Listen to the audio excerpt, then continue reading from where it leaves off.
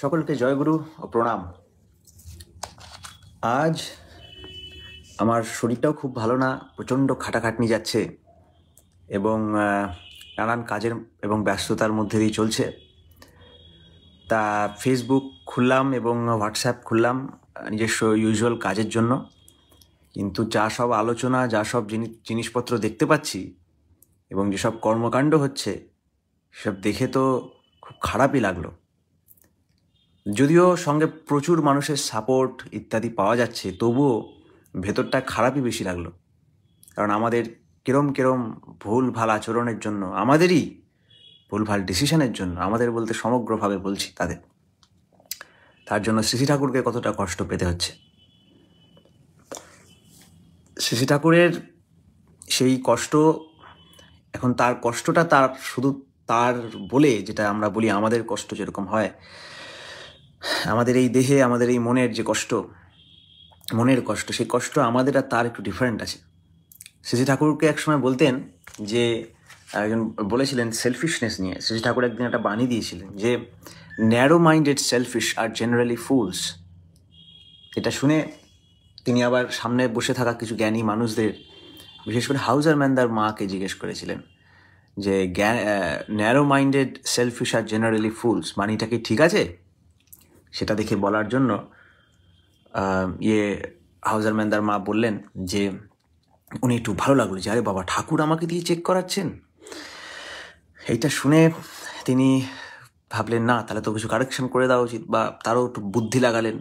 একবারও ভাবলেন না তখন যে আরে ঠাকুর বলছে, ঠাকুরের আবার কি ভুল হবে?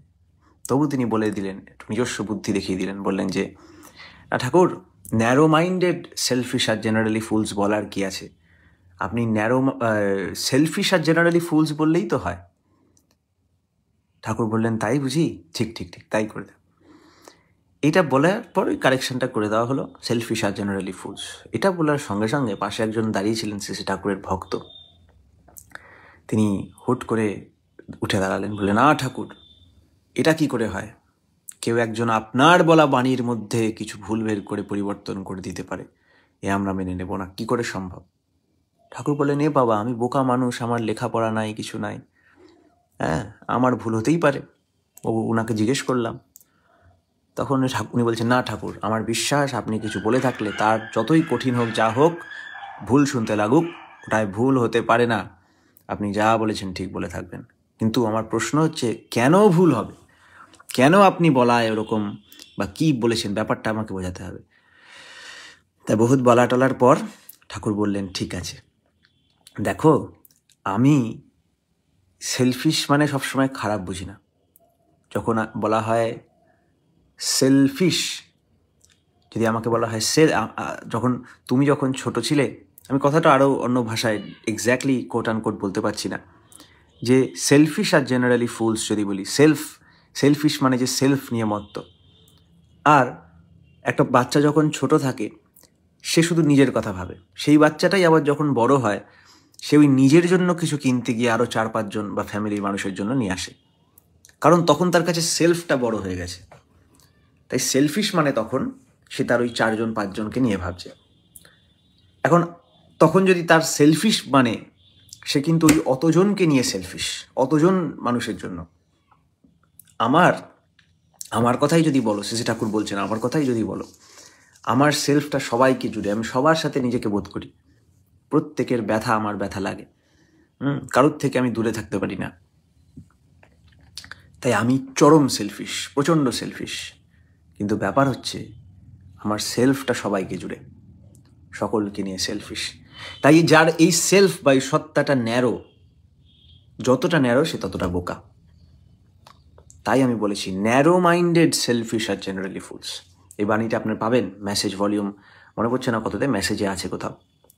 যাই হোক, এটা বলার এটাই, এখানে দুটো আমরা ইম্পর্টেন্ট জিনিস পাচ্ছি, যে শ্রী ঠাকুরের কষ্টটা কি। শ্রী ঠাকুরের কষ্ট তার নিজের বলে ওরকম না, তিনি ঈশ্বর, সর্বত্র বিরাজিত যে সত্তা। শ্রী ঠাকুর একটা সুন্দর বাণীতে বলছেন, যে সত্তায় সকল সত্তা সত্তায়মান, তাহাই আত্মা। আর এই আত্মায় তিনি চিরস্থির, তিনি চিরশাশ্বত। সেই আত্মায় তার সেই সা আত্মা সা বিজ্ঞেয়, সেই আত্মার পরম মূর্তি তিনি। তাই তিনি পরমাত্মা, যে পরম স্রোত, সে একই স্রোত বহমান হয়ে চলেছে সব কিছুর ভিতর দিয়ে, সব কিছুর মধ্যে থেকেও। ওই যে রবীন্দ্রনাথের লেখা ছিল যে, হে বিরাট নদী, অদৃশ্য নিঃশব্দ তব জল, অবিচ্ছিন্ন অবিরল চলে নিরবধি, স্পন্দনে শিহরে শূন্য তব রুদ্র কায়াহীন বেগে। ওই সেই নদী, অথ মানে গতি। তা শ্রী ঠাকুর আনটাচড, তবু সব কিছুর মধ্যে বিরাজমান। শ্রী ঠাকুর বলেন, পরম পিতার ইচ্ছা মানে সকলের মিলিত ইচ্ছা। কিছুদিন আগে একজন মা, একজন বোন, আমাদের অনুধ্যান বলে একটা পর্ব হয় প্রতি শনিবার সন্ধ্যে 7টার সময়, সেই এক বোন প্রশ্ন করেছিল, আচ্ছা পরম পিতার ইচ্ছাই যদি সব ইচ্ছা হয়, সব কিছু যদি মঙ্গলের জন্য হয়, তাহলে আমি যদি এরম ভুল কিছু করি সেটাও ঠাকুরের ইচ্ছা? তা সেই বিষয়ে তাকে উত্তর দেওয়া হয়েছিল যে হ্যাঁ, সেটাও ঠাকুরের ইচ্ছা, যদি তাই হয় ওরমভাবে ভাবা যেতে পারে, কিন্তু তার বদলে একটা ফল আসবে, সে ফলটা হচ্ছে তোমাকে বকা খেতে হবে। এখন সেই বকাটাকেও ঠাকুরের ইচ্ছা বলে মেনে নিতে হবে। এটা কি পারবে? না, এটা আমার পছন্দ না, তাই বকাটা আমার এই যে ছোট সত্তাটার পছন্দ না, তাই তখন ওটাকে আমরা পরম পিতার ইচ্ছা বলছি না। এরম করলে হবে না। শ্রী ঠাকুর বলেন, বিধি কিন্তু নয় কো জ্ঞানী, নয় কো জ্যান্ত নয় চেতন, ইষ্টানুগ বেত্তা জ্ঞানীর জ্ঞানী বিধির নিয়ন্ত্রণ। তাই সেই বিধিটাকে তিনি ধারণ করেন, তাই তার নাম বিধাতা। এটা ছিল একটা অ্যাসপেক্ট। দ্বিতীয় অ্যাসপেক্ট হচ্ছে বাণী পরিবর্তন, যে তার বাণী তিনি পরিবর্তন করলেন, কিন্তু একজন যে সঠিক একজন বড় ভক্ত, প্রেমিক ভক্ত, সে কিন্তু অ্যালাউ করলেন না। ঠাকুরকে যদি ওরমভাবে, ঠাকুর প্যাসিভ ছিলেন, প্যাসিভ থাকেন, তাকে যখন বলে কারেকশন করতে যায় তিনি অ্যালাউ করেন, করে দাও চেঞ্জ বাণী, কিন্তু যে সঠিক ভক্ত সে কিন্তু বাণী পরিবর্তন হতে দেয় না। এই শ্রী ঠাকুরের সন্তানই হোক, শ্রী ঠাকুরের ভক্তই হোক, যেই হোক, তার বাণী নিয়ে যখন খেলা হবে, তার বাণীর মধ্যে তিনি বলছেন আমি বেঁচে থাকবো তার মধ্যে, এটা তার ইম্পর্টেন্স। হ্যাঁ, তাই তিনি বলছেন তার বাণীর মধ্যে তিনি বেঁচে থাকবেন। তাই সেটার মধ্যে পরিবর্তন করা মানে তার ওই অস্তিত্ব, তার ওই বিগ্রহ নিয়ে খেলা, তাই না? সেটা করা যায় না। আজকে মানুষেরা অনেক অনেক কারণে, অনেক অনেক বিষয়ে, অনেক প্রশাসনের উপর রেগে যাচ্ছে, সংস্থা, শ্রী ঠাকুরের প্রচারকারী সংস্থাদের উপর রেগে যাচ্ছে, সৎসঙ্গ ইত্যাদির উপর রেগে যাচ্ছে। কেন রাগছে? এই ইভেন্টের জন্য খুব রাগার আমি কারণ দেখি না। এগুলো তো হচ্ছে, ঠিক আছে, এটাও নিন্দনীয়, কিন্তু আমি এটা কোনো দেখি না। এর থেকে আরও বড় বড় জিনিস, শ্রী ঠাকুরের বাণী পরিবর্তন হয়ে যাচ্ছে, সেটা নিয়ে কেউ রেগে নেই। শ্রী ঠাকুরের নাম করে যা ইচ্ছা তাই হয়ে যাচ্ছে, সেটা নিয়ে কেউ রেগে নেই। কিন্তু ছোটোখাটো বা এইগুলো তো তার কাছে অনেক ছোটো জিনিস। আপনারা বুঝতে পারছেন না শ্রী ঠাকুরের বাণী চেঞ্জ করা কত ডেঞ্জারাস জিনিস ছিল, সেটা নিয়ে তো কেউ আপনারা কিছু বলেননি। আজকে একজন দাঁড়িয়ে কাকে বকা টকা দিচ্ছে, এগুলো নিয়ে আপনাদের এত রাগ? এটা নিয়ে রাগ করতে বারণ করছি না, আমার প্রশ্ন ওইগুলো নিয়ে কেন ইস্যু করেন না? হ্যাঁ, ওগুলো নিয়ে কেন ইস্যু করেন? শ্রী ঠাকুরের জায়গায় একজন ঢুকতে দেওয়া হলো না, এইটা নিয়ে তো কখনো ইস্যু করেন না। ওটা তো আরও ডেঞ্জারাস জিনিস। হ্যাঁ, শ্রী ঠাকুরের বলা কোনো খোঁজার একবার দেখলেন না? শ্রী ঠাকুরের চলে যাওয়ার পর কাকে কিলোকেন্দ্র করে চলতে বলেছেন, এটা নিয়ে তো একবার ভ্রুক্ষেপও করলেন না। কিন্তু আজকে যেই পাবলিকলি একটা নিজস্ব বদনাম হয়ে যাচ্ছে, নিজস্ব গুরুর বদনাম হচ্ছে, মানে আমার বদনাম হচ্ছে, এরকম একটা হলো, তা ভয় এসে গেল, তাই জন্য আপনারা এখন লেগে পড়লেন করতে, যে এখন আপনারা নিন্দা করছেন বা হঠাৎ এসে আমাদের সমর্থন করছেন বা কিছু। আমরা কি দল করতে এসছি? না, আজকে এইসব জন্য হেল্প লাগবে না। আমাদের টার্গেট শ্রী ঠাকুর, তাঁর বাণীর জন্য বিকৃতি না হয়, সেটা আপনি বা আমি করলেও আমাকে দণ্ড দিতে হবে। আর এই সব তো পার্সোনাল লাইফে সে যা যা করুক, পার্সোনাল উৎসবে যে যা খুশি করুক, শ্রী ঠাকুরের বাণী নিয়ে কেন খেলা হবে? শ্রী ঠাকুরের জীবন নিয়ে কেন খেলা হবে? সেগুলো নিয়ে কেন জানতে চাইবে না? তাকে নিয়ে কেন কালচার হবে না? প্রশ্ন এই হওয়া উচিত না সে ওই 5 জনের সাথে কেমন বাজে ব্যবহার করছে, বড়দের সাথে কেন বাজে ব্যবহার করছে, সে কে? সে আমার ওরম কেউ না। বরং এইটা হওয়া উচিত যে তারা শ্রী ঠাকুরের বক্তা হয়, শ্রী ঠাকুরকে নিয়ে কেন চর্চা করেন না? মানুষকে তার বই পড়তে বলেন না কেন? বা বই নিজে পড়ে ধরিয়ে দেন না কেন? তাকে নিয়ে কন্টেন্ট বানান না কেন? তাকে নিয়ে অরিজিনাল তার প্রচার করেন না কেন? আর যারা তার কথা বলে তাদের দমিয়ে দেওয়ার চেষ্টা করেন কেন? এইগুলো প্রশ্ন হওয়া উচিত ছিল, এইগুলো না যেগুলো হচ্ছে। যাই হোক, বারবার এইসব আসতে থাকে, ভালো লাগছিল না। তাই শ্রী ঠাকুরের প্রচণ্ড টায়ার্ড আছি, নিজস্ব রিসার্চ কাজ এগুলো নিয়ে আছি, আর শরীরও খারাপ লাগছে। তাও ভাবলাম তাকে কেন্দ্র করে কিছু আমাদের এটা করে দেওয়াই ভালো। অনেক রকমের কাজ হচ্ছে শ্রী ঠাকুরকে নিয়ে, মজার মজার কাজ হচ্ছে, খুব ইন্টারেস্টিং রিসার্চের কাজ হচ্ছে। এইগুলো নিয়ে তো কত মানুষকে মাতামাতি করতে দেখি না, করতেও হবে না। যারা চাইবে তারা নিজে থেকেই করবে, শ্রী ঠাকুর তার ব্যবস্থা করে দিয়ে গেছেন। সেদিন কিছু লোক মানে গুরু ভাই এসেছিলেন অনেক জিনিসপত্র নিয়ে আলোচনা করতে। আমি তাদের সাথে আলোচনা করলাম। হঠাৎ পঞ্চানন্দা শ্রী ঠাকুর একটা ভক্ত, ও আর একটা বড় কথা, ঠাকুরের ভক্তদের নিয়েও খুব একটা চর্চা হয় না। ঠাকুরের যেন একজনই ভক্ত ছিল, আর সে ঠাকুরের ছেলে, একজন ছেলে। এ কখনো হয়? এত আলোচনা প্রসঙ্গে কটা কনভারসেশন আছে ঠাকুরের তার সাথে। কৃষ্ণদাকে নিয়ে কোনো ব্যাপার নেই, পঞ্চানন সরকার, অশ্বিনী কুমার বিশ্বাস, অনন্ত মহারাজ, কিশোরী মোহন, কাউকে নিয়ে কোনো নেই, শুধুমাত্র ঠাকুর, তার ছেলে। এগুলো কেন? আমি কাউকে খারাপ করছি না বা কাউকে কি করছি না, মানে যাদের নিয়ে ঠাকুর করলে পার্ষদ বলা হয় যাদের, ঠাকুর সতীশচন্দ্র গোস্বামীকে নিয়ে বই বানাতে বললেন সেপারেটলি। ঠাকুর নিজ মুখে একজনকে আচার্য বানিয়ে দিয়ে গেলেন, ঋত্বিক আচার্য বলে কৃষ্ণদাকে। মানুষ কত জীবনের সর্বস্ব ত্যাগ করে ঠাকুরের কাছে এসে বসে রইল, ওই মানুষগুলো ফেল না, তাদের নিয়ে কোনো চর্চা হয় না। আমরা প্রতি শনিবার একটা সেশন করছি যে প্রিয় পরমের স্মৃতি সৌরভে, এই বইটার ওপর বেস করে। হয়ে গেল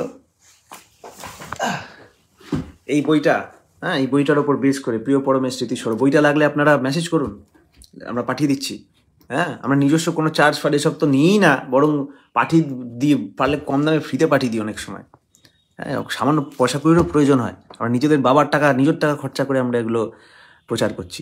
তারপরও বাধা, তারপরও লোকজন ঠেসে ধরে। কেন এরকম? এরকম কেন হবে? তাই না? আমরা ঠাকুরের ভক্তদের নিয়ে এই বই, কি সুন্দর বই একখানা, চর্যাশ্রম প্রকাশন থেকে বেরোয়। এগুলোকে আমরা অডিও বুক করে এপিসোড করছি প্রতি শনিবার, প্রিয় পরমের স্মৃতি সৌরভে। আপনারা সেগুলো দেখেন, শেয়ার করেন। দেখছি কমেন্টে একজন জয়গুরু লিখলে, একজন সামান্য কোনো দাদার ছবি দিয়ে দিলে সেটা কোটি কোটি শেয়ারে পরিণত হয়ে যায়। বাপ রে বাপ!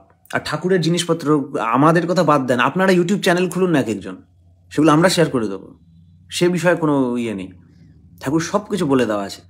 তো যাই হোক, পঞ্চানন সরকারকে নিয়ে একদিন কালকে আলোচনা হচ্ছিল যে পঞ্চানন সরকারের মধ্যে এরকম অনেক বৃত্তির গল্প ছিল। শ্রী ঠাকুর কিছু প্র্যাকটিস ইত্যাদি আরও কিছু করতে বললেন, সেই নিয়ে খুব হতে একদিন পঞ্চানন সরকার এরকম গরমকালে, পুরো ডিটেলসটা বলছি না, পুরো ডিটেলসটা পড়তে গেলে আপনি আমার জীবনের শ্রী ঠাকুর বলে একটা বই আছে পঞ্চানন সরকারের স্বরচিত, ওটা পড়বেন, তাই আমি পুরোটা বলছি না। তা দুপুরবেলা পঞ্চানন সরকার ফিরতে আর যাদের বই কেনার একদম পয়সা নেই, তারা পার্সোনালি যোগাযোগ করুন, তাকে PDF পাঠিয়ে দেওয়া যেতে পারে, বই পাঠিয়ে দেওয়া যেতে পারে। একটু টাইম বের করে দেখেন। হ্যাঁ, আচ্ছা। আর হচ্ছে যখন পঞ্চানন সরকার ফিরছে গরমের মধ্যে দিয়ে, তখন ঠাকুর একবার পঞ্চানন সরকারকে ফট করে ঢুকে হাতের মুখে ধরে পিঠের মধ্যে কামড় বসালেন, স্পাইনের মধ্যে। আর ওই স্পাইনে কামড় বসানোর পর থেকে পঞ্চানন সরকার দেখলেন সামনে দিয়ে যেন দুটো এরকম ভূতের মতো বেরিয়ে চলে গেল। পঞ্চানন সরকার চমকে গেছেন, কি হলো? তো ওই চমকে গেলেন যখন, তখনই ঠাকুর এরকম ফিরে বলে, পঞ্চানদা খুব নোনতা, ঘাম ছিল, নোনতা, জল নিয়ে আসেন। তো পঞ্চানন সরকার জল নিয়ে আসলো, ঠাকুর কুলকুচু করে মুখটা ধুয়ে নিলেন। এই নিয়ে কথা হতে সেদিন কালকে বলছিল একজন বোন যে এই যে ভূত, এই বৃত্তি নাকি ভূতের আকার নাই ইত্যাদি, তো এই নিয়ে এটা কি সত্যি হয়? তো এই নিয়ে কথা হতে তা একটা কথা হয়েছিল যে এরকম এক জায়গায় ঠাকুর নিজেও ব্যাখ্যা করেছেন। তো এটা একটু খুব গূঢ় তত্ত্ব, একটু গভীর তত্ত্ব, সূক্ষ্ম দেহ ইত্যাদি এইসব নিয়ে আলোচনা হচ্ছিল। আমি অত বুঝিও না, তাও ঠাকুর যা বলছেন তার আলোকে যদি আমরা এটাকে একটু বিচার করি। তা আমি তখন আজকে র্যান্ডামলি ঠাকুর বলে দাও, খুঁজে দাও বলে একটা জাস্ট র্যান্ডম এরকম বই খুললাম, কথা প্রসঙ্গে দ্বিতীয় খণ্ড সামনে ছিল। এইমাত্র ইউনিভার্সিটি থেকে আসলাম, ইউনিভার্সিটি থেকে এসে প্রচণ্ড টায়ার্ড, আর উল্টো পাল্টা মেসেজ যা হচ্ছে পূজনীয় দাদাদের ব্যাপারে, বা পূজনীয় বলছেন, অনেকে বাজে বাজে কথা বলছেন, যা এইসব লেকচারের যা শুনছি, কিন্তু ঠাকুরের অপমান হচ্ছে মাঝখান থেকে উল্টো পাল্টা। যাই হোক, সে খুব মাথাটা ডিস্টার্ব লাগছিল। হ্যাঁ, অনেকে অনেক মনের কথাও বলছিল ইত্যাদি ইত্যাদি। তার জন্য বইটা খুলে পড়তে গিয়ে এই টপিকটা পেলাম, তাই ভাবলাম এটা নিয়ে কিছু বলি। শ্রী ঠাকুর বলছেন, মাঝখান থেকে পড়ছি, কথা প্রসঙ্গে দ্বিতীয় খণ্ড, পেজ নাম্বার 45। আবার বলছেন, আরও একটা কথা আপনারা হয়তো একটু চেষ্টা করলেই দেখতে পারেন। আপনাদের কোনো বৃত্তিকে ক্রিয়াশীল করে তার বাইরের অর্থাৎ বাস্তব অভিব্যক্তি না দিয়ে কোনো অন্য সমস্ত সাড়া এবং বৃত্তিগুলিকে শিথিল যদি পারেন, এমনকি নিষ্ক্রিয় করে একটু অপেক্ষা করবেন, তাহলেই দেখতে পাবেন প্রায় মূর্ত কাল্পনিক যা কিছু একদম এমনতর মূর্ত হয়েছে, যা নাকি যেন এই বাস্তব জগতের যা কিছুর চাইতেও স্পষ্টতর বলে মনে হবে। কথা, করা, চালচলন সবই অমন্তর। স্বপ্নে দেখার মূর্তগুলি অনেক সময় যেমনতর এই বাস্তব জগতের ভাব হাব মূর্তির চাইতেও অনেক স্পষ্ট স্পৃশ্যতর বলে মনে হয়, ঠিক তেমনতর, এমনকি আরও বললেও বেশি হয় না। কিন্তু এর আবার একটা কুদিকও আছে।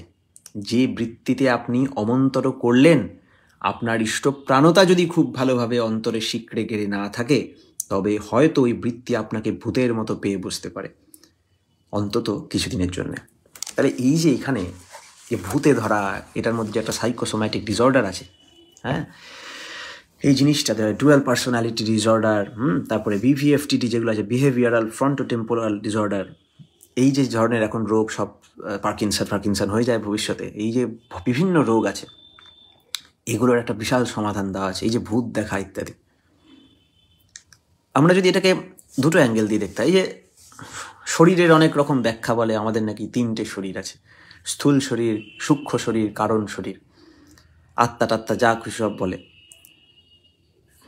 একজন মেসেজ করেছে, আপনি কি দেওঘরে যান? সে আলাদা গল্প, দেওঘরে যাই তো, বাড়ি থেকে যেতে দেয় না সব সময় আমাকে, কারণ আমার খুব এত আমাদের ওপর অ্যাটাক হয়, এই হয় বা অনেক কিছু হয়, হ্যাঁ, তথাকথিত ভক্তদের মাধ্যমে আমার দেওঘরে যাওয়াই প্রায় বন্ধ হয়ে গেছে, অন্তত ঠাকুর বাড়ি ওখানে যাওয়ার। বিবেক বিতানে মাঝে মধ্যে যেতে পারি, কিন্তু তাও এখন বাড়ি থেকে সবসময় যেতে দেয় না। হ্যাঁ, আমি এবং আমার দাদা অর্কপ্রভু চ্যাটার্জি আছেন, ওনাকেও, হ্যাঁ, বাড়ির লোক ভয় পায়। যাই হোক, প্রসঙ্গে ফিরে আসি। এই ভিডিও করছি, এটার মতো ব্লকের অ্যাটাক ফ্যাটাক চলে আসে, কি করা যাবে? বাড়ি কোথায় বলতে পারছি না এখন। হ্যাঁ, যেটা ঠাকুরের প্রসঙ্গ বলছিলাম, যে সূক্ষ্মদেহ আছে। আবার আমরা যখন ডাক্তারির ভাষায় বা এইসবে সাইন্টিফিক্যালি দেখি, তখন দেখি সেই সাইন্টিফিক্যালি বডির মধ্যে কিন্তু সব সূক্ষ্ম দেহটেহ কিছু বোঝা যায় না। এই ব্যাপারগুলো কি? ব্যাপারগুলো দুটো আলাদা মত। একজন স্পিরিচুয়াল ডিসকাশন করে যাচ্ছে বডির মধ্যে কি আছে, এই আপনার অন্নমায়া কোষ, প্রাণমায়া কোষ, মনোমায়া কোষ, বিজ্ঞানমায়া কোষ, আনন্দমায়া কোষ, এইভাবে আলাদা আলাদা কোষ, অর্থাৎ শেলস আছে, বডি আছে।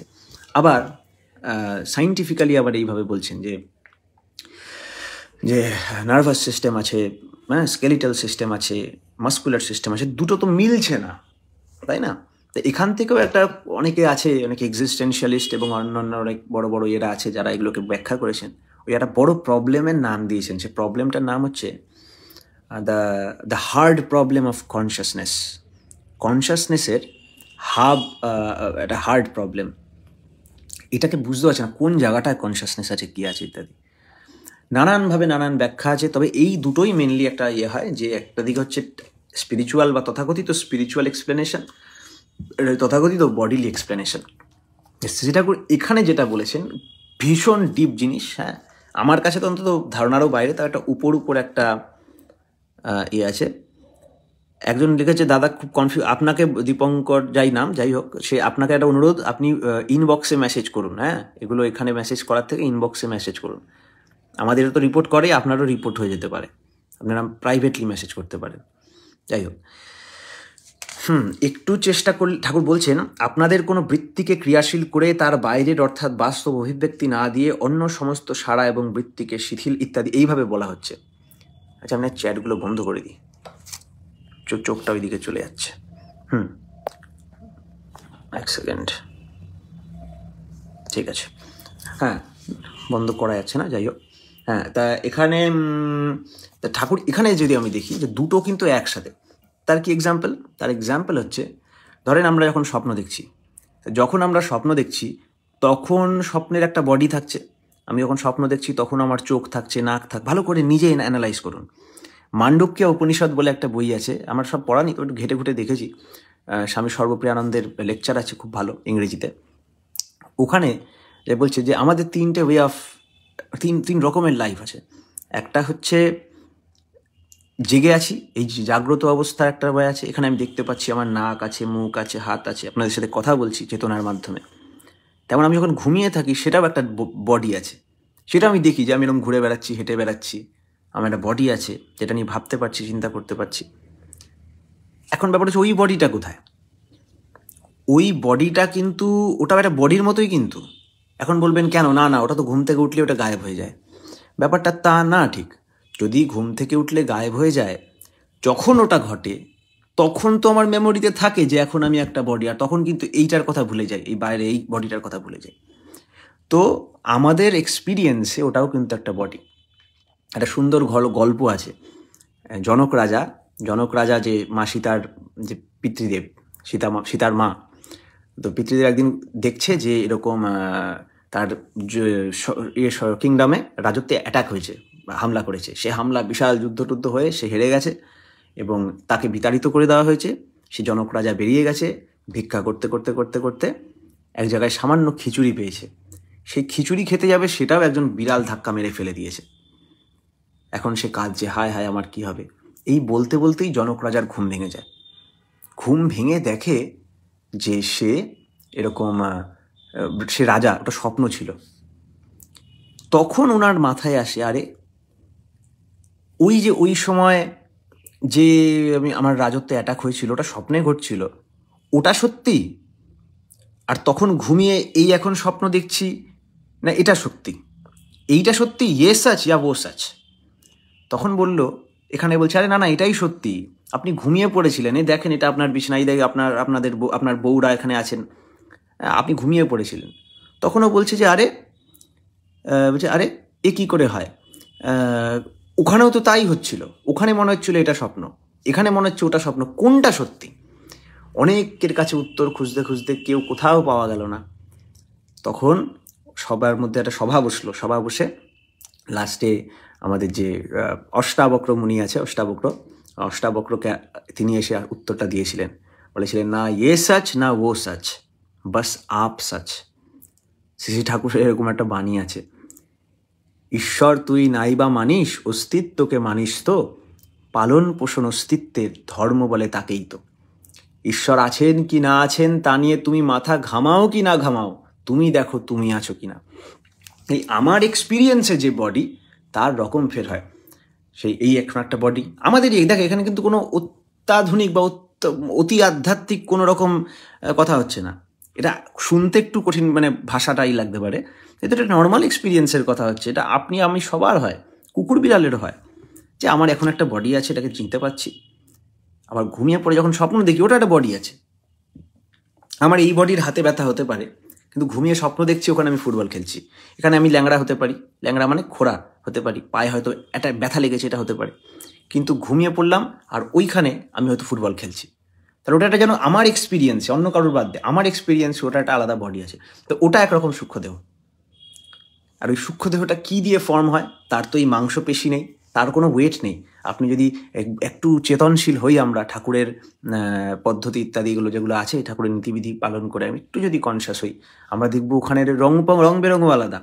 ওখানে দেহের বডি হয় না, মানে দেহের ওয়েট হয় না, সরি, ওই বডির ওয়েট হয় না, হালকা হয়। লাফ মেরে যদি মনকে সেইভাবে কোথাও উড়ে যেতে পারা যায়। তা আস্তায় যে আমাদের হনুমান চালিসায় আছে, সূক্ষ্ম রূপ ধরি সিহাই দিখাওয়া, বিকট রূপ ধরি লঙ্কা জড়াওয়া। ওই যে সূক্ষ্ম রূপ ধরি সিহাই দিখাওয়া, বলে নাকি ওই রকম, মানে সূক্ষ্ম রূপ ধরে, সূক্ষ্ম দেহ ধরে আমি মা সীতার সাথে দেখা করে এসছে হনুমান। তা ওই সূক্ষ্ম দেহ উঠতেও পারে। তা পঞ্চানন সরকারের পিঠে যে কামড়টা বসেছিলেন ঠাকুর, বলে নাকি তার আগে কিছু প্র্যাকটিসেস দিয়েছিলেন পঞ্চানন সরকারকে। ওই প্র্যাকটিসেস দিয়ে কি হলো, ওই সাধন চলনের মধ্যে দিয়ে কি হলো, বাইরের অর্থাৎ যে বলছে কি, আপনাদের কোনো বৃত্তিকে ক্রিয়াশীল করে তার বাইরের অর্থাৎ বাস্তব অভিব্যক্তি না দিয়ে অন্য সমস্ত সারা বা বৃত্তিকে শিথিল করে, এই যে পদ্ধতি এত কায়দা কারণ করেছে, কিছুটা পঞ্চানন্দা করেছে, কিছুটা ঠাকুর ওই কামড় বসিয়ে ঠাকুরের নিজস্ব কোনো রকম ইম্পালস দিয়ে, যেটা তিনি জানেন আমরা জানি না, সেই ক্রিয়ার মাধ্যমে তার মধ্যে থেকে সেই কমপ্লেক্সটাকে বের করে দিয়েছে। এখন পঞ্চানন্দার যে কমপ্লেক্সগুলো আউটওয়ার্ড প্রজেকশন হয়েছে, কিন্তু তার অন্যান্য বৃত্তিগুলো ক্রিয়াশীল ছিল না, তাই জন্য ওইটা প্রায় মূর্ত কাল্পনিক যা কিছু একদম এমনতর মূর্ত হয়েছে, যা নাকি সেই বাস্তব জগতের যা কিছু চাইতেও স্পষ্টতর, তিনি বাস্তব জগতের থেকেও আরো স্পষ্টতর অনুভব করে দুটো ভূতকে বেরিয়ে যেতে দেখেছেন। আর এটাকেই এক ভাষায় বলা হয় ভাব দর্শন। শ্রীরামকৃষ্ণ দেবের কাছে স্বামী বিবেকানন্দ প্রশ্ন করছেন যে, আপনি কি ভগবানকে দেখেছেন, ঈশ্বর দেখেছেন? তখন রামকৃষ্ণদেব বলেছেন, হ্যাঁ দেখেছি, তুমিও দেখতে পাবে। এর মধ্যে এটার অনেক ডিপ কোশ্চেন, অনেক ডিপ আনসার, অনেকগুলো লেভেলে এটার আমরা নিতে পারি। তিনি ঈশ্বর মানে ওই একজন, ওই একটা মূর্তি কালী তা না, কিন্তু তিনি ওই কালীর মধ্যে সব কিছু দেখে ফেলেছেন। ঈশ্বরস্য সমগ্রস্য, বলে প্রত্যেকটা ডেইটি বা প্রত্যেকটা দেবদেবীর একটা বিশ্বরূপ আছে। কারণ সব দেবতার সমাহারে পুরুষোত্তমের সৃষ্টি, নররূপে আসেন ধরায় করেন ধৃতিবৃষ্টি।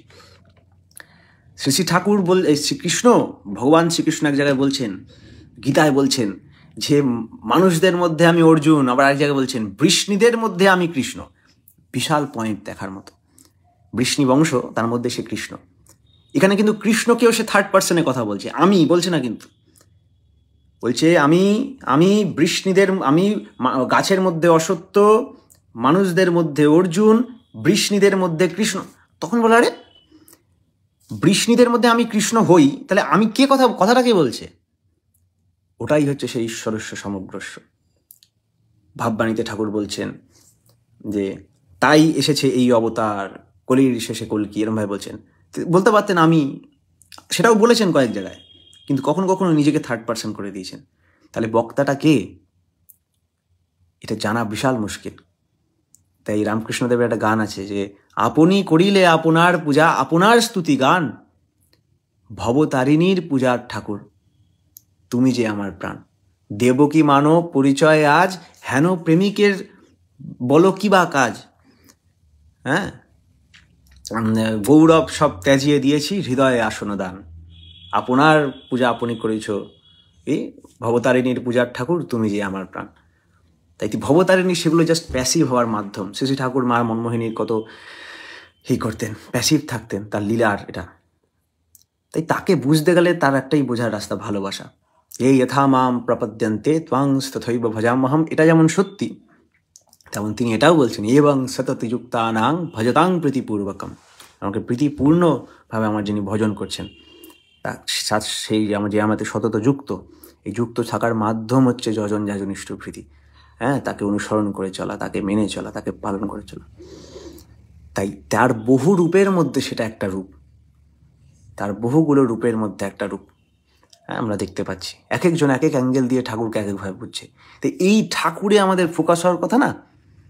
আরেকটা কথা অনেকে ভাবতে পারি এখন যে ও ঠাকুর দিয়ে আমার হবে না, অন্য কোথাও। Shri Thakur Anukulchandra is not an option. পুরুষোত্তম একজন অপশান না। আমি অ্যাডভার্টাইজমেন্ট করছি না, বা কেউ অ্যাডভার্টাইজমেন্ট করে না ঠাকুরের। ঠাকুর অপশান না। প্রকৃতির হিউজ ডেট, হিউজ অ্যামাউন্ট অফ, কি বলে ডেপ্টকে, ধার, একটা প্রচুর অ্যামাউন্ট অফ এনার্জির কনজিউমেশনের জায়গায় ওনার অবতরণ সম্ভব হয়। পৃথিবীকে অনেক কিছু দিয়ে তাকে আনতে হয়। বহু বহু পাপ, বহু বহু অত্যাচার, নিজের বংশের বহু বহু মৃত্যু, তার স্যাক্রিফাইস, তার পরিণাম হয়ে আসেন তিনি। একজন শ্রীকৃষ্ণ জন্মানোর জন্য কি কি ফল দিতে হয়েছিল, তার জন্য কি কি আহুতি দিতে হয়েছিল সমাজকে। তেমন শ্রী শ্রী ঠাকুর অনুকূলচন্দ্র মতো এত বড় একটা পেমেন্ট হয়েছে, আমি বলবো পরম পিতার পেমেন্ট হয়েছে। এই পেমেন্টটার আরেকবার হবে এরকম না, ইমিডিয়েট একটা হয়ে গেল, ঠিক আছে ঠাকুরকে দিয়ে হচ্ছে না, নেক্সট অবতারকে আমি পাঠিয়ে দিলাম, এরকম হয় না ব্যাপারটা।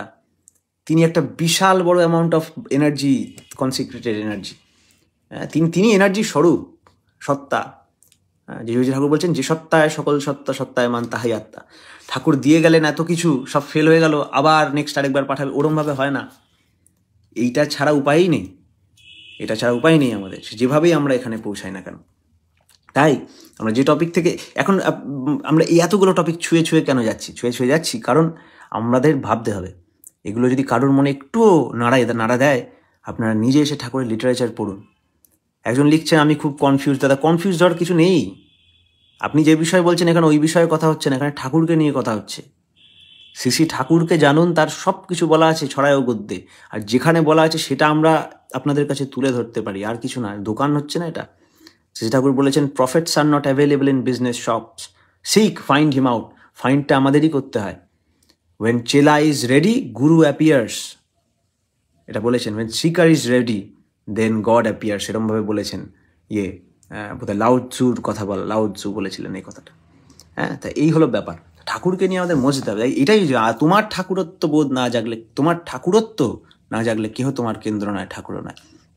আমি শ্রী ঠাকুরের কাছে প্রার্থনা এইসব এক্সারসাইজ, এই জিনিসটা করলাম আমি, কারণ আমার শরীর অত্যন্ত খারাপ ছিল, কিন্তু এটা বলার পর, ঠাকুরের এসব বক করার পর শরীরটা ভালো লাগছে, একটু মনটাও খারাপ ছিল, প্রচণ্ড প্রেশারের মধ্যে দিয়ে যাচ্ছি কাজের। আর এখন ভালো লাগছে একটু কিছুটা। তা যাই হোক, যেটা নিয়ে শুরু করেছিলাম সেটা দিয়ে আমি এটা কনক্লুশন করব। তা এই যে লেভেলস অফ বডি, বলা হয় নাকি ওই যে ঘুমিয়ে পড়লেও একটা বডি আছে, এই একটা ফিজিক্যাল বডি আছে, ওটাকেও আমি দেখছিলাম, এটাকেও আমি দেখছিলাম। তাহলে এই পার্সনটাকে যে দেখছে, আমার মনে আছে বহু বছর আগে আমি ছোটোবেলা পরীক্ষা দিচ্ছিলাম, তখন আমার মেন্টাল স্টেট একরকম ছিল, আজকে মেন্টাল স্টেট আরেক রকম আছে। কিন্তু আমি যে দেখছে, যে দুটো মেন্টাল স্টেটকে নজরে রাখছে, হ্যাঁ, তো সে কে? সেই যে দেখছে সেটাই হচ্ছে ওই আমি। বলে না আত্মতত্ত্ব, তার মানে আত্মতত্ত্ব, আত্ম মানেই হচ্ছে আমি, আত্মা মানে হচ্ছে সেই আমি যার গতি আছে। হ্যাঁ, তা এই হলো ব্যাপার। তো ওটাকে জানবো কী করে? আমাদের এই বাহ্য ওয়ার্ল্ডে একটা ইজি ওয়ে নিজেকে দেখার আছে, অনেক কঠিন ওয়েও আছে, এরকম করে ঘুরে এরকম করে দেখা ঠেকা, তাও দেখা যায় না, চোখ কোনোদিন চোখকে দেখতে পায় না। তার একটা শর্টকাট আছে, সেই শর্টকাটটা হচ্ছে আমার চোখের সামনে একটা আয়না নিয়ে আসা। আমরা একটা আয়না নিয়ে আসবো, নিজেকে পরিষ্কার দেখতে পারবো, আর সেই আয়নাটা যত স্বচ্ছ হবে তত পরিষ্কারভাবে নিজেকে দেখতে পারবো। তেমনই পুরুষোত্তম হচ্ছেন সেই বিশ্ব দর্পণ, তিনি একটা ওরকম complete man, complete crystal clear man. এখন আয়নাটাই যদি খুব নোংরা লাগিয়ে দেয়, তাহলে আয়নাটা আমরা দেখতে পারবো না। ওটাই আমরা করি অনেকে, তার লিটারেচারের সাথে, তার আইডিওলজির সাথে। সেটা আয়নার দোষ না, আয়নার ধর্ম তাকে সামনে যে দ্বারা বেশ স্বচ্ছ দেখতে পারবো, কিন্তু তার উপর আলোটা তো আমাকে ফেলতে হবে। আলোটা ফেলবো, আমি দাঁড়াবো, আমি নিজেকে স্বচ্ছ দেখতে পারবো। নিজেকে দেখার অনেক উপায় আছে, এরকম করে দেখা, এরকম করে দেখা, কিন্তু বেস্ট ওয়ে হচ্ছে আয়নার সামনে দাঁড়িয়ে নিজেকে স্পষ্টভাবে অনুভব করা, সেটা হচ্ছে ইষ্ট। তাই রামকৃষ্ণদেবও এই ব্যাপারে বলেছিলেন যে এপার আছে একটা বিশাল পাহাড় আছে, আর ওপারে হচ্ছে ব্রহ্ম। তাই এই পুরো পাহাড়টা চড়ে আমাকে ওপারে যেতে হবে, খুব কঠিন, কিন্তু এটা একটা ইজি ওয়ে আছে। সেটা হচ্ছে পাহাড়ের মধ্যে একটা ছেদ আছে, একটা গুহা আছে, ওটা দিয়ে আমি সোজা হেঁটেই পৌঁছে যেতে পারবো। পুরুষোত্তম হচ্ছে সেই ছোট্ট ছেদ, ছোট্ট গুহাটা, যেটা দিলে আমরা টুক করে সোজা লাইনে বেরিয়ে যাবো, আর ওরা চড়ে চড়ে চড়ে চড়ে পাস হচ্ছে। পুরুষোত্তম হচ্ছে সেই জিনিস। আর সেই পুরুষোত্তম যার কাজ আমরা করছি, তিনি শ্রী শ্রী ঠাকুর অনুকূলচন্দ্র, তাকে নিয়ে ঘাটতে হবে, তাকে নিয়ে পড়তে হবে, জানতে হবে, এটা আমাদের নিত্য করণীয়। আর আশেপাশে কি হচ্ছে না হচ্ছে সেই সব নিয়ে কিন্তু মাথা ঘাটাবেন না। আর আমাকে যিনি মেসেজ করছেন বারবার, এর মধ্যে অসুবিধা নেই, আপনি ডিস্টার্ব করছেন না। আমিও খুঁজতে এরকম খুঁজেছি, এগুলো অনেক কিছুই করেছি, আমার বন্ধু এরকম অনেকে আছে। হ্যাঁ, আপনি প্রাইভেটলি মেসেজ করতে পারেন আমাদের গ্রুপে, আমরা আজকেই রিপ্লাই দেওয়ার চেষ্টা করছি, চিন্তা করবেন না। আর ঠাকুরের লিটারেচার আমরা দিতে পারি ম্যাক্সিমাম, সেটা নিয়ে ঘাটাঘাটি জানাজানি কিন্তু আপনাদেরই করতে হবে। এটা কারোর নিজস্ব ফ্যামিলি বিজনেস না, আমার অন্তত বাবার বিজনেস না, আমি করছি। এটা ঠাকুরের কাজ, এটা সবার দরকার। নাহলে আমাদেরই সোসাইটি যেখানে আমি আছি, আমিই ভালো থাকতে পারবো না। ঠাকুর যে প্রথম শুরু করেছিলাম আলোচনা সেলফিশনেস দিয়ে, ঠাকুর বলছেন narrow minded shellfish are generally fools, যে একটু চালাক হয়েছে তার সেলফটা একটু বড় হয়েছে। হ্যাঁ, সেই সেলফটার সমগ্র সত্তা নিয়ে বসে আছেন শ্রী শ্রী ঠাকুর অনুকূলচন্দ্র। তার কথা যে ভাবছে না, সে নিজের কথা ভাবতেই পারবে না কোনোদিন ঠিক মতো, তাই না? তাই বলে কানুর সহিত পীড়িত করিতে অধিক চাতুরি চাই। এই অধিক চতুর হন, আমাকেও চতুর হতে সাহায্য করুন। আর চতুর ও চূড়ামণি যিনি, তাকে ধরতে সাহায্য করুন, মানুষকে জানতে দিন ঠাকুরের কথা। আমার কাজ হচ্ছে না, কিন্তু আপনিও ভালো করে এক্সপ্রেস করতে পারলেন, আপনি আসেন, আমি আপনার ভিডিও বানাবো, চলে আসেন, আপনার ভিডিও বানাবো, আমাদের নাম মুছে ফেলবো, কোনো অসুবিধা নেই। দুদিন পর এই ভিডিও 10 দিন পর মনে রাখবে না লোকজন, কিন্তু শ্রী শ্রী ঠাকুরের আইডিয়াল থাকবে। 100 বছর পর আমরাও ভুলে যাবো, আমাদেরও কোনো অস্তিত্ব নেই, সব নাম ফাম দিয়ে কিচ্ছু হবে না, ঠাকুর অনুকূলচন্দ্র বেঁচে থাকবে। ওইটার পার্ট হন, অমর হয়ে যাবেন, আমরাও অমর হয়ে যাব। ওই কাজটার পার্ট হন, ওই একজন, ওই একজন ব্যাপার হচ্ছে কি, ওই একজনকে ভালোবাসলে সবাইকে পেয়ে যাবেন, এটা হচ্ছে বিউটি। আমরা ছোটোবেলায় যখন ক্যারাটে করতাম, এরকম টালি নিয়ে রাখা হতো হাতের সামনে, টালিতে মেরে মেরে ঘুষি মেরে ভাঙতেই পারতাম না। তখন কি বলছে জানেন? তখন আমার ক্যারাটের স্যার বলেছিলেন যে এরকম ধরে বলতেন, আমার বুকে টিপ কর, বুকে মার। তখন আমরা বুকে মারতে গিয়ে টালি ভেঙে দিতাম। তেমন আপনারা যদি আপনাদের ভালো চান, আমি আমার ভালো চাই, আমার ছেলেমেয়ের ভালো, ছেলেমেয়ের ভালো চাই, বেস্ট এবং ইজি ওয়ে হচ্ছে ঠাকুরের ভালো চাওয়া। ঠাকুর যা বলেছে তাই করেন, দেখবেন অন দ্য ওয়ে আপনাদের সব ভালো হয়ে যাবে।